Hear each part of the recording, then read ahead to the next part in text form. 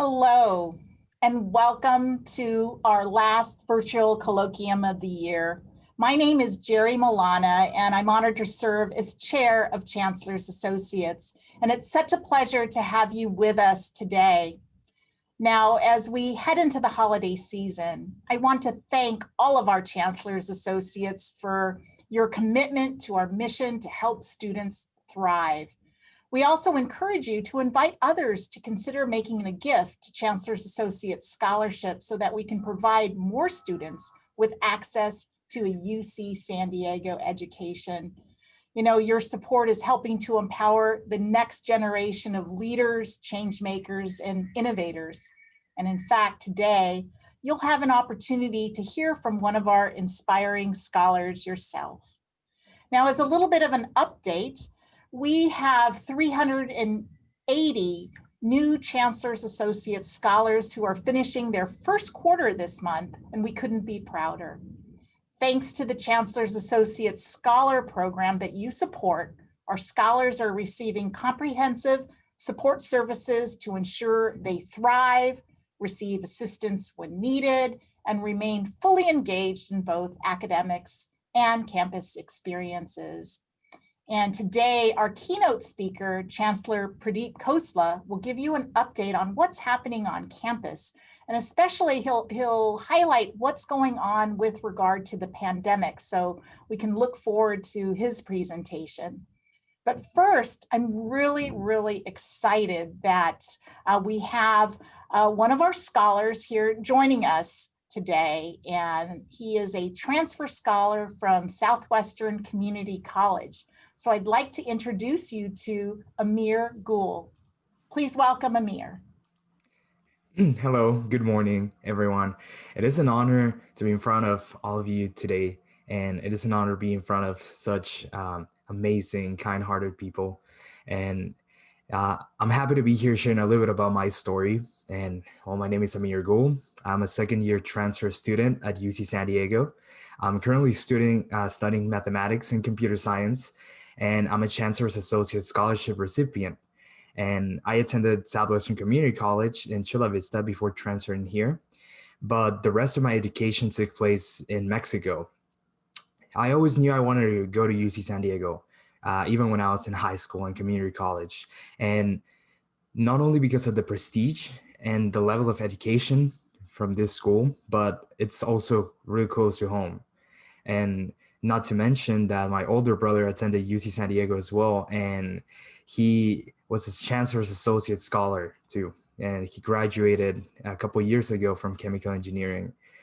My brother, he's always been someone that I looked up to, and he's always been helping me through my process and applications, and he guided me in the process when I applied here and when I applied to community college, and I always took his advice to heart. His advice was always to try to seek help in the Chancellor's Associates. When I was back in community college, I focused a lot on internships and hackathons and research experience because I wanted to fill my resume. And something that I always had in the back of my mind, it was worrying about how I'm gonna pay for college. Because coming from a low-income family, money is always, if not the biggest one, but one of the biggest concerns. And those doubts about how am I going to pay for this, or am I going to have to carry debt for the rest of my life in order to achieve education are always there, and they're always frightening. But not only did I get accepted here in my dream school, but I also became a Chancellor's Associate Scholar. I I remember when I told my parents, they cried, and we were so excited because this is a once in a lifetime opportunity, and I was definitely fortunate enough to receive it. And now what matters is what I do with it.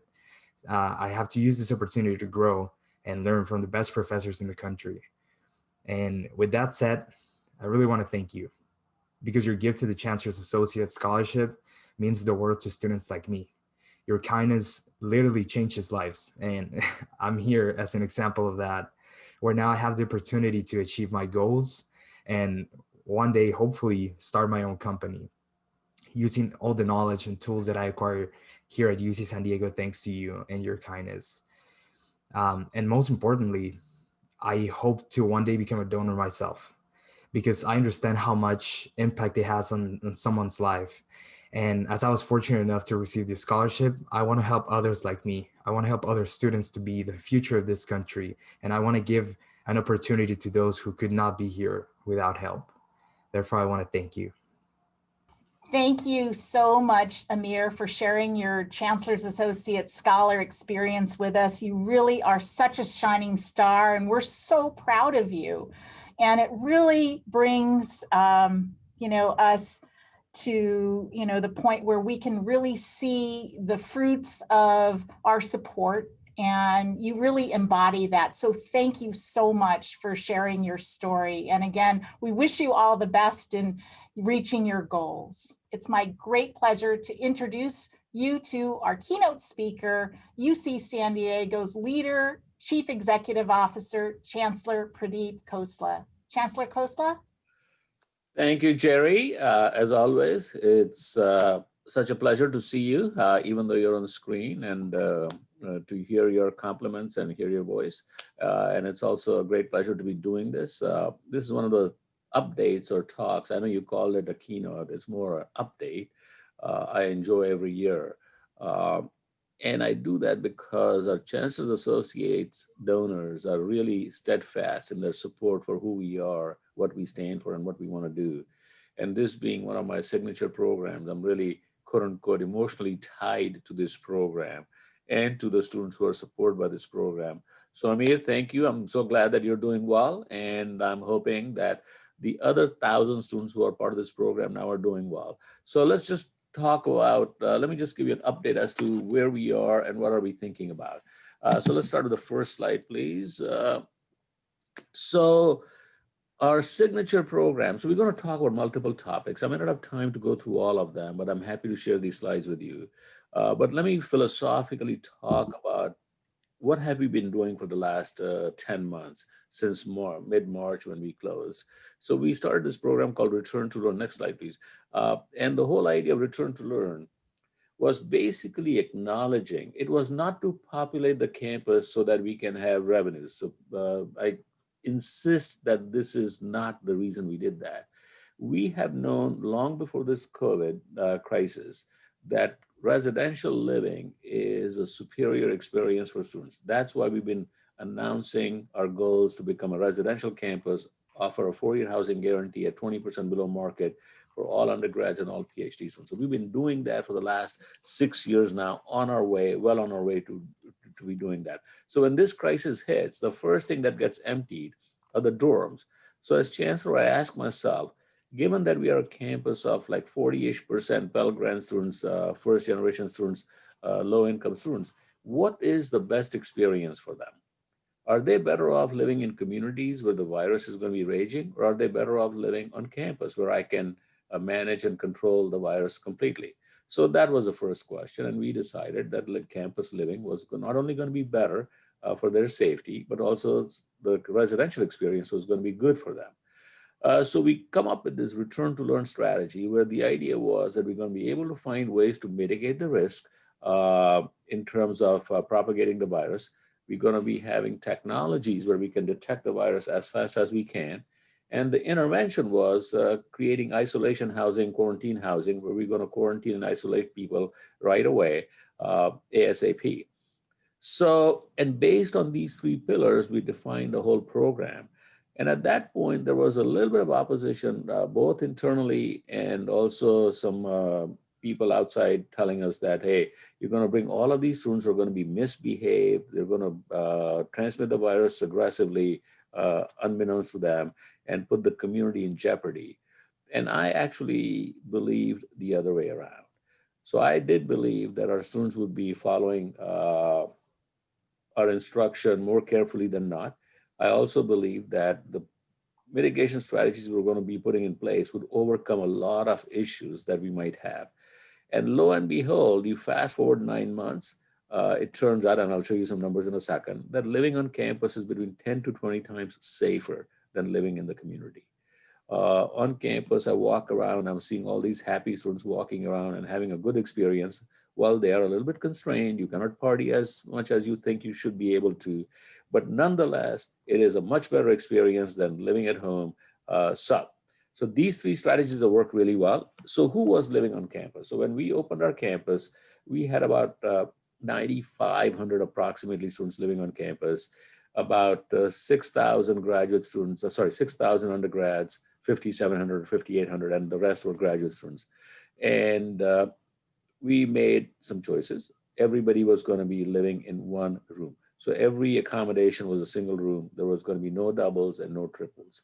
Uh, and part of this crisis, what we did is we eliminated triples for good. So I'm hoping that even when the crisis is gone, when we come back, we will not go back to triple accommodation, because I think double rooms are just good enough. So when these students moved in, we had a 10-day move-in process. Every day, 700 or 800 students were being tested, and slowly they would move in. And if anybody was found positive, they would be extracted right away and put in isolation housing. I know it sounds bad, but let me tell you, it's brand new building, brand new housing on Regents Road, to be first occupied as isolation. We kept open 600 units. And when you were in isolation housing, all your meals were delivered at your doorstep. You didn't have to do much, but we just wanted to make sure that you were encouraged to, how should I say this, practice safe behavior, and not only protect yourself, but also in protecting yourself, protect the community. And the graduate students also were all living in family housing. So that's what we've been doing. Next one, and in the context of this undergrads living in undergrad housing, we also decided that we're going to define pods of 3 or 4 students, where after they live together in the same unit, each one in their own room, after for 2 weeks, then they could interact with each other without masks. We did not quite get to that level of interaction. We can talk about that in a second, but it came pretty close. We had classes both in person, remote, and hybrid, and more than 2,000 students living on our campus were literally taking 100% remote classes. And the reason I pull out this fact is to tell you that the experience of living on campus should not be confused and conflated with or tied to the experience of taking classes in person. The two usually happen together, but the two can be independent and they can coexist. And we have several examples of that. So 28% of our undergrads were taking at least one class in person, which is about 8,800 students. And 8% of our undergrads were taking more than one in-person course. Our campus population was about 40,000. And this year we are in, we had 1,000 more students enrolled in our programs than we had exactly the same time last year. This is a very important point, because when the pandemic started, we were all concerned about dwindling enrollments, and many campuses in the country did experience a reduction in enrollment. Many UC campuses experienced a reduction in enrollment. But this campus, we had 900 more California residents than we had the year before. We also had about 100 more non-residents than we had a year before. So this campus, and when I say this, you should take this as a matter of pride. It tells you how highly regarded this campus is, and how our Return to Learn program, which by September was already about 5 months in play, had made us more visible, and people were more comfortable with the safety or the bubble we had created for those students. So that's where we are right now. So we have about 7,000 living on campus.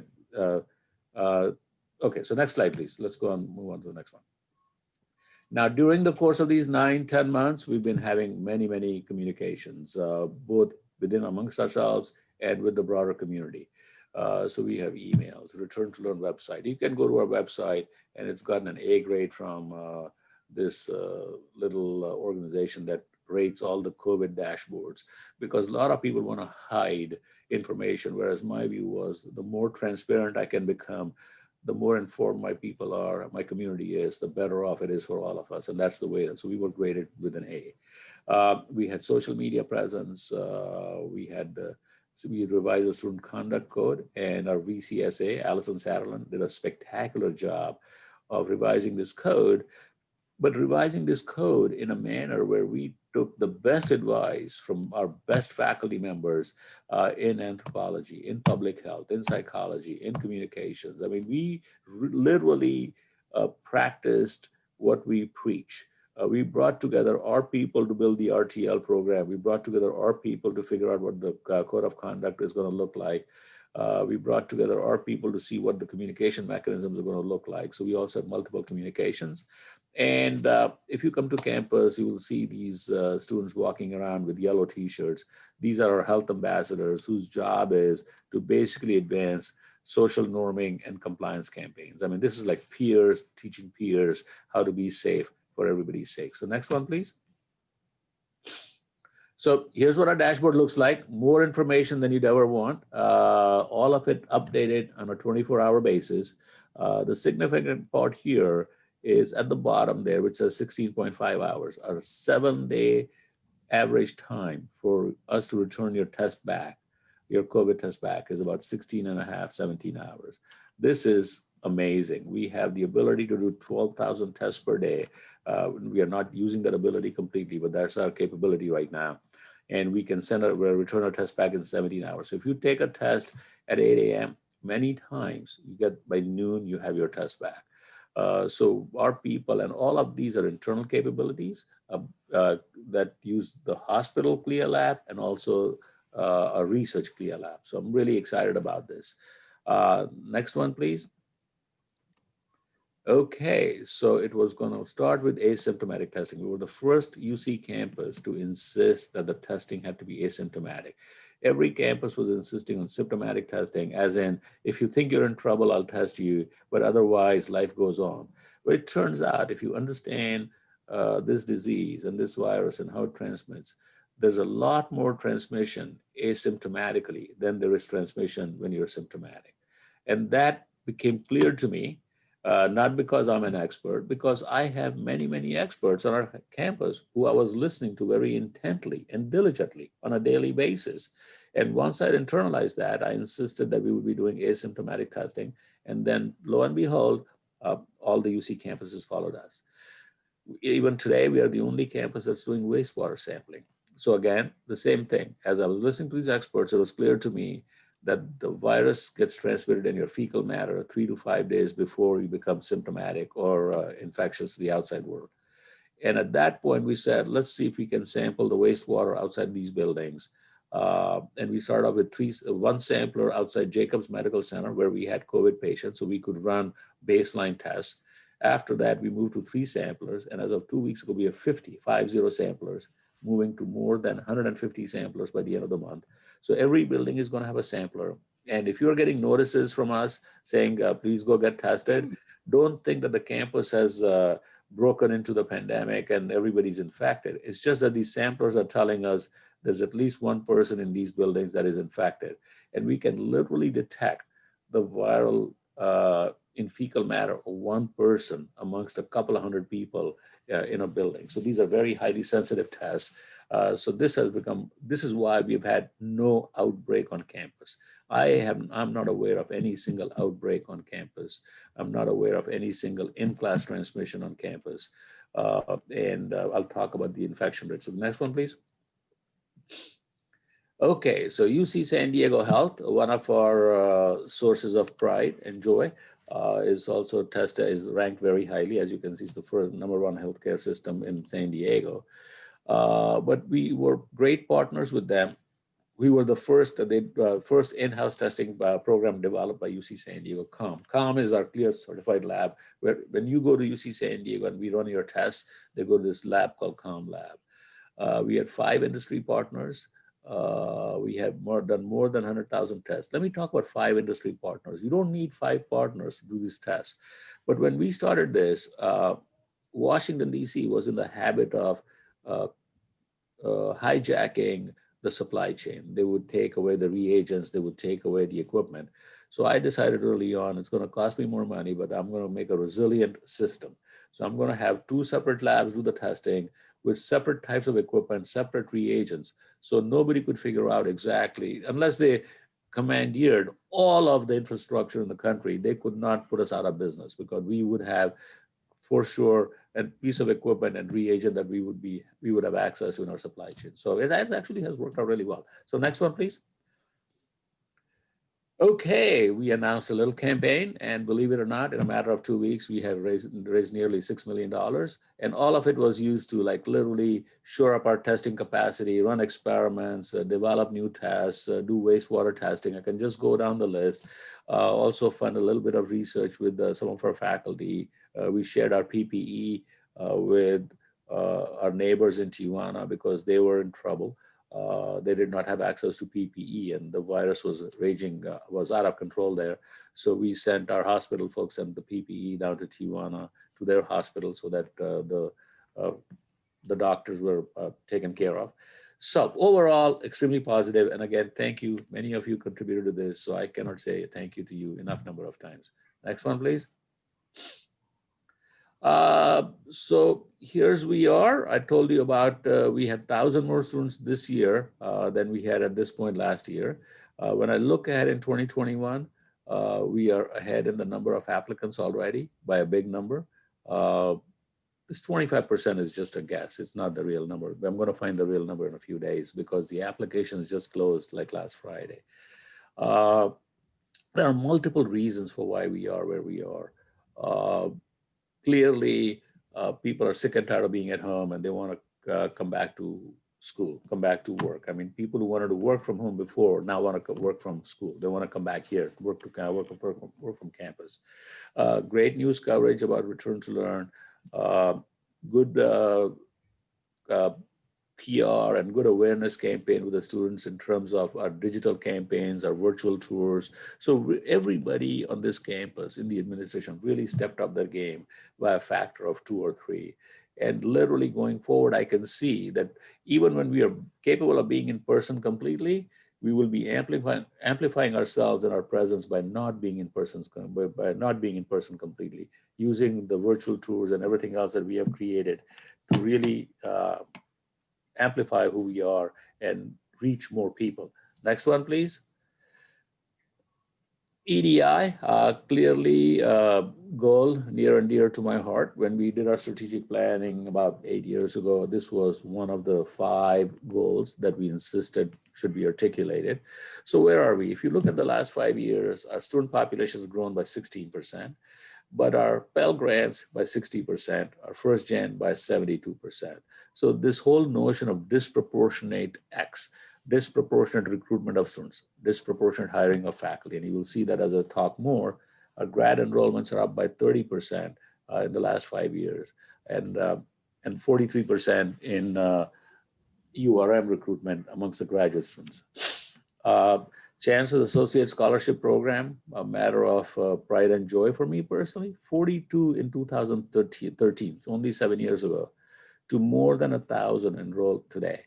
So let me remind you, Amir kind of said that, but these 1,000 students are pretty much guaranteed a loan-free 4-year or 2-year education, depending on if you're after community college or you come in as a freshman. So 1,000 of our students would graduate loan-free, and every year now my plan is to keep on having 1,000 students.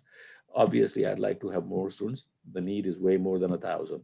So that's why creating scholarships and fundraising for this program is really priority number 1, 2, and 3. The top 3 priorities of this program. We really want to be able to raise monies for this program so that we can invest as a society, as a community, in the stellar undergrads who would not have a good opportunity if it were not for this program. And I think Amir was very articulate about how it has impacted him and his fears and his brother's fears, and how this program basically helped them show a way that they would not have seen otherwise.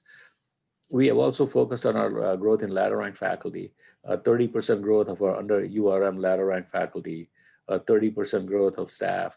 And if you look at, well, the total number of faculty has grown by 17%. Women have grown by 37%, Latinx by 21%, African American by 60%. Now, granted, some of these are small numbers, small bases that we start from, but nonetheless, if you are not disproportionate in your growth along these multiple dimensions, you will never catch up or you will never get ahead. So what we are doing is, because of this disproportionate strategy, we are actually getting ahead in terms of where we want to be.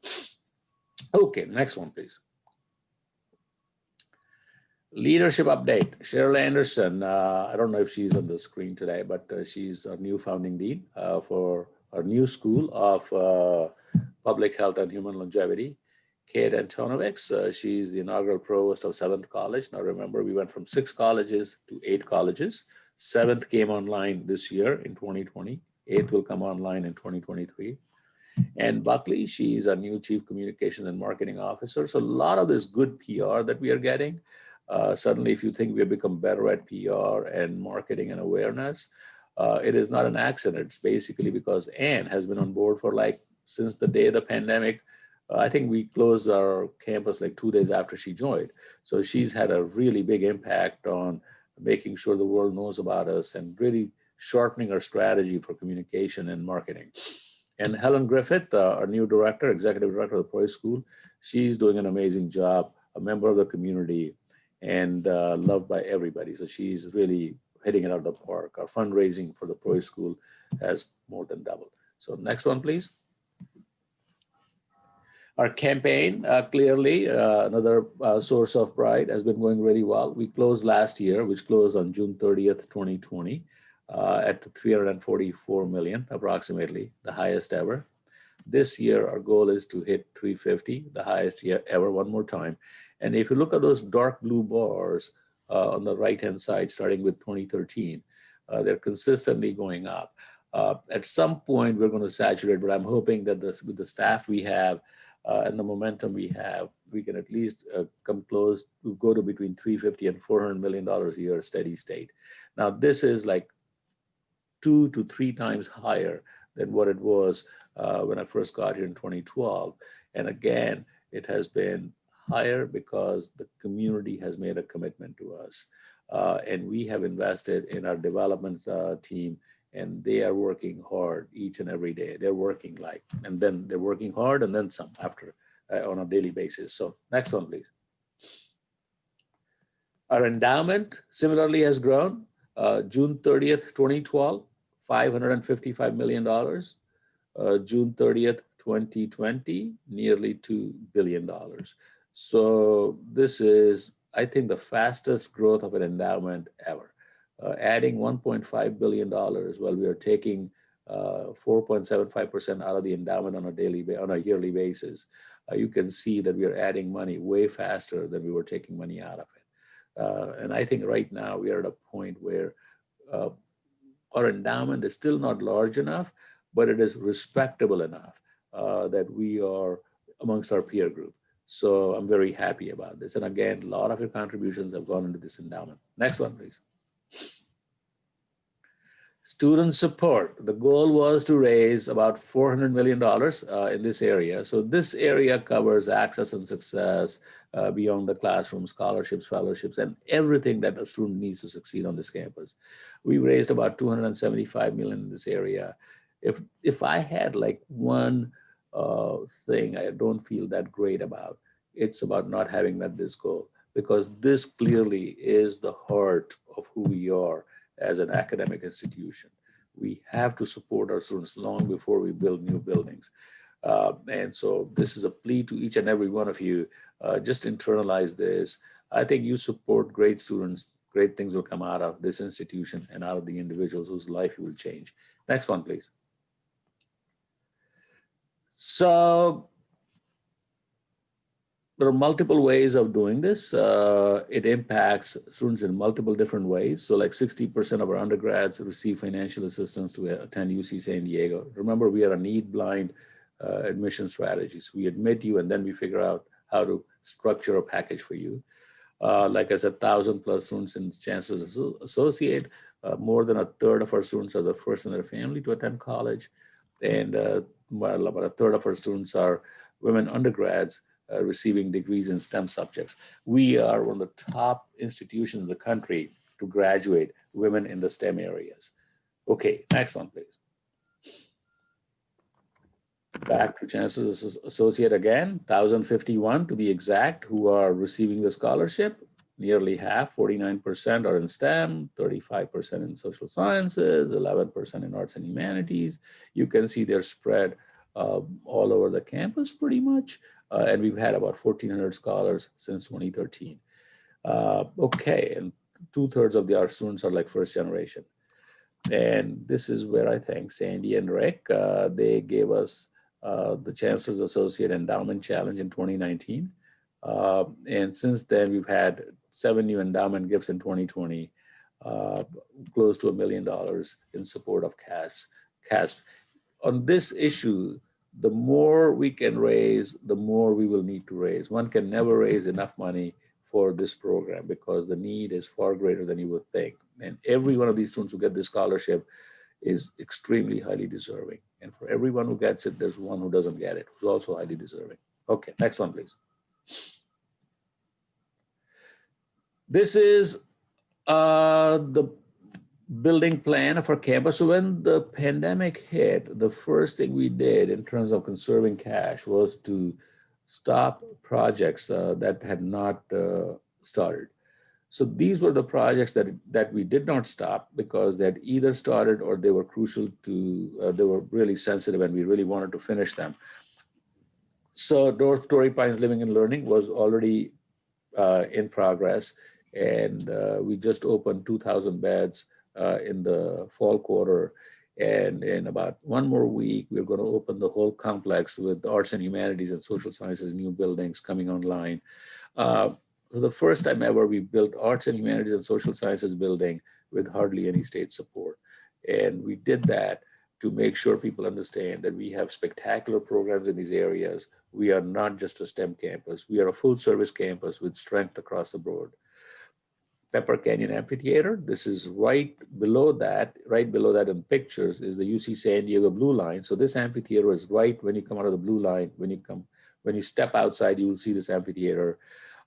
This is going to be a very welcoming place, not just for our students, a gathering place for our students and faculty and staff, but also for the broader community. I'm hoping that we can run programs out here, which would be free to the community. Theater District Living and Learning is, we just got it approved by the regents. We're going to start construction in a month or so. Design Innovation Building is the other building, which is right next to the amphitheater, right next to the UC San Diego Blue Line. UC San Diego Blue Line, literally from the border to UC San Diego, 1 hour, no train change, connecting us completely and named for us. So again, a matter of pride and joy for us. Franklin Antonio Hall, brand new infrastructure for doing collaborative research in engineering. So overall, you can see that we are taking this campus through a physical, intellectual, and cultural transformation. And I think this campus is morphing itself into a campus of the future where it will be of service, not only to this great San Diego community, but to the nation, and serving the underserved very effectively and being proud of it. Okay, so I think I'm going to stop here and happy to answer questions if there are any. Yeah, we have several questions. Oh, okay. So let's start with this. It was early on that you were talking about the students and the living situations on campus. So the question is, thinking about the elimination of triples after COVID, isn't a triple an affordable option for students who have economic considerations? The short answer is not exactly, because the reason we had triples, because when we expanded the undergrad population on our campus, we were not able to expand housing fast enough. So we put people 3 in a room. The rents were not very significantly different. It was some difference, don't get me wrong, but not significant enough to talk about affordability. Secondly, when we bring students on campus, we structure a financial aid package. So we make sure that if you are from a lower socioeconomic background, we make sure that you have enough financial aid to be able to pay at least for a double. So the financial aid, if I'm not mistaken, is structured around a double. Great. Thanks, Chancellor. So moving into a different topic, as far as the wastewater, and I know, UC San Diego is on the cutting edge of that. The question is actually, when you encountered the coronavirus shredders, so to speak, in the sewage waste, were you able to identify any individuals? No, so we have not done to identify individuals. Okay, so we were able to identify individuals in the buildings whose wastewater showed a virus. That we have been able to do. But we've not been able to connect, let's say if there were 5 individuals in the building, to connect what we saw in the wastewater to each individual specifically, as in we are not doing molecular testing. We are just looking for fragments of the RNA, and that's it. Got it. Thanks for that clarification. So let's move to the workforce and of course our graduates. So looking 3 to 4 years ahead, what do you see are the impacts to the pipeline of graduating students entering the workforce? For example, do you anticipate a gap or a shortfall in the entering labor force, or do you think it'll be similar to pre-COVID? I think on a national level, I can imagine there might be a shortfall, but I don't know if the shortfall will be in numbers or in qualifications or preparation to enter the workforce. I'm more concerned about this last year might have an impact on a student's preparation to enter the workforce. Now, having said that, I can tell you what I have seen on campus in students, in faculty, in staff, is an amazing degree of resilience. So I think there is a silver lining in this crisis, which is people have discovered that they're more resilient than they would have thought otherwise without the crisis. So I think the crisis in some sense has tested our ability to not only survive, but to thrive while surviving. So. Got it. Thanks so much, Chancellor. So let's talk about the living and learning neighborhoods.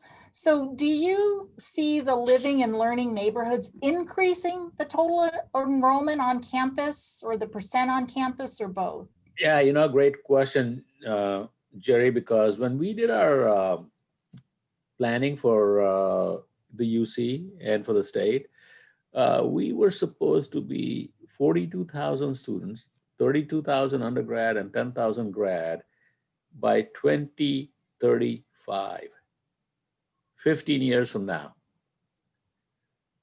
Today, we are nearly 41,000 students, 31,000 undergrad and nearly 10,000 grad. So we are like 14 years ahead of schedule from what I can tell. So clearly we have to build housing, and we have built significant housing. So on the Regents Road side, we opened up like 4,500 apartments, brand new apartments for graduate housing, of which I grabbed 600 for quarantine and isolation housing. On this side, we have Torrey Pines Living and Learning. We're just going to break ground for Theater District Living and Learning. So what I see going forward is more of these, more on-campus units divided into 2 types. One would be the type which is a residential college, and the other one would be a type where the undergrads live, but they live like in apartments, like in grad housing situation, where they cook their own meals and they live in apartments. And that was the plan for the housing that we were going to do near Pepper Canyon. Got it. Right. Thanks so much. So questions about the individual colleges. Here's one that came in, and I want to know too. Any plans in naming 6th, 7th, and 8th college? Now, who's the person who said what's in a name? I think what we need to focus on is what the colleges represent in terms of their general education program and how they're offering a great experience to our students. I think naming, I can imagine naming colleges, but I don't think naming is adding anything significant to a student's experience. And at some point, it could also become more problematic. And also just remember, 6th is a name. I mean, 6th is not the number 6. 7th could be a name. It's the same thing, right? So I know I'm not answering your question very clearly, but I think you get my point. Yes, I harken back as a grad in '86, Chancellor, and my diploma says 3rd. I know. And look, I have run into many people who say, what's Marshall? I'm in 3rd college. I don't see any t-shirts out here which says 3rd college. That's where I was. And it was 3rd for, I don't know, 10, 15 years, large number of years, right? Right, right. Okay. So thank you for that. A question about the incoming class to 7th college. Can you comment about the incoming class to 7th college and how many students have enrolled, et cetera? I don't have the numbers on my fingertip, but we are going to ramp up. So every college, the goal is to have about 4,000 students if you're at 32,000. So we're going to ramp up 7th slowly to like over a period of 2-3 years to 4,000. It's not going to be happening overnight. So maybe it might be 1,000 students. I don't know. I think maybe 1,800 right now. Got it. Talking about the colleges and going back to the naming, can you share with our audience, maybe in a nutshell, what goes into a naming of a college? It has been such a long time since we named a college that there's a lot of confusion as to what goes into naming a college.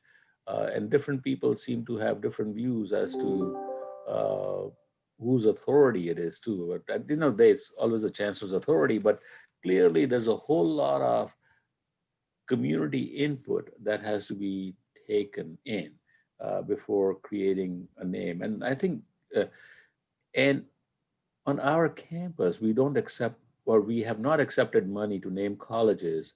So the problem becomes a little bit more complex. I mean, if we had a notion that we accept 50 million to name a college, then it becomes self-selecting. But if we are not doing that, if we are naming for social reasons to recognize people, to recognize movements, to recognize changes in society, then it becomes a very complicated situation because given the diversity of who we are and the diverse population, for every one possibility of naming, there's like 10 different equally probable, likely, acceptable naming opportunities.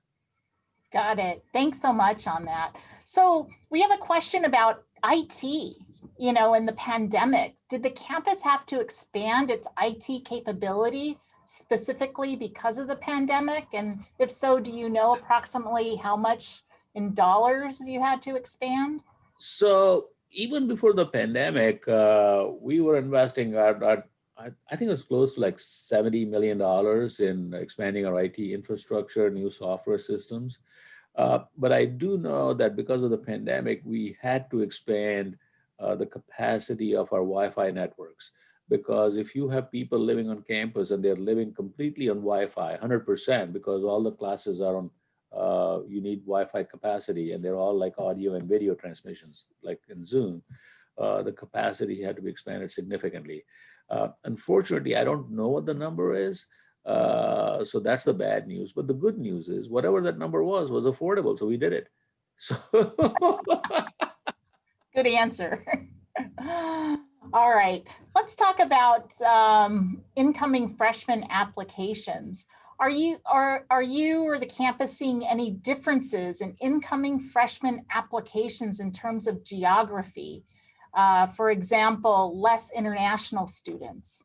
And if you had to guess, what do you anticipate student life to be in the fall of 2021? so right now, the honest answer is I have no clue because the freshman application process just closed last Friday. So I don't even know what the total numbers look like.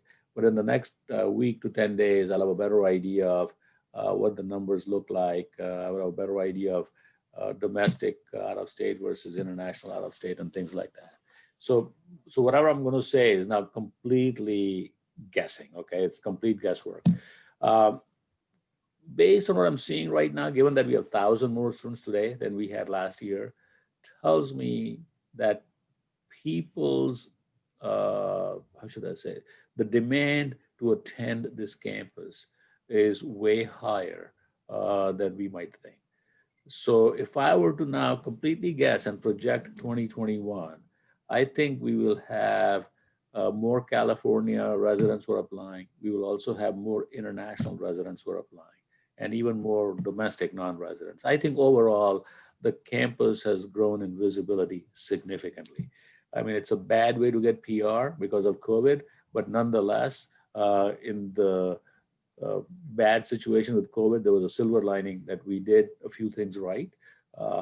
motivated by the right reasons, and we executed well, and we are a great campus. So I'm glad that finally there's a way to show how good we are. So people don't appreciate this, but in this return to learn, one of the things that really should be standing out to everybody is the deep collaborative spirit between scripts oceanography, arts and humanities, medical school, hospital. I mean, I had people like 80, 90 people on Zoom calls on a weekly basis that were co-creating, collaborating, and co-defining what this RTL strategy was going to be. And it was all consensus based. There was no top down. Thanks, Chancellor. So what can you share with us on UC San Diego and UC San Diego Health's involvement on the vaccines that are, on the horizon Right. for our community? So we were not a development site, but we were a clinical trial site for all the vaccines that you hear about. So we have multiple clinical trials, had multiple clinical trials, and have multiple clinical trials that are going on.